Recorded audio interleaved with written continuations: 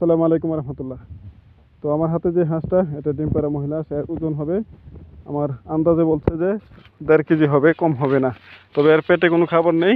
তো এরা এখানে যদি একে আরও ভালো করে খাওয়ানো যেত তাহলে হয়তো ওজনটা আরও 100 গ্রাম বেড়ে যেত।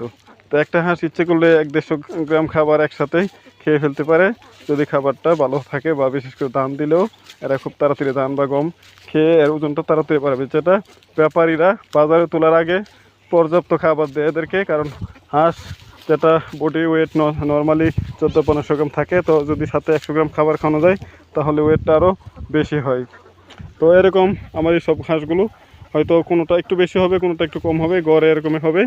তবে এই হাঁসগুলো বিক্রি করে দেবো, যদি কেউ নিতে চান অবশ্যই নিতে পারেন। এখানে 215-20 পিস হাঁস হবে, পুরুষ আছে 10-12টা এই মিলিয়ে।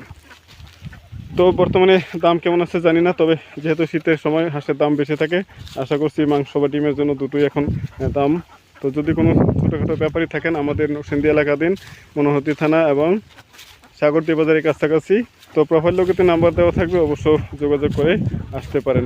তো খুব তাড়াতাড়ি হাঁসগুলো বিক্রি করে দেবো।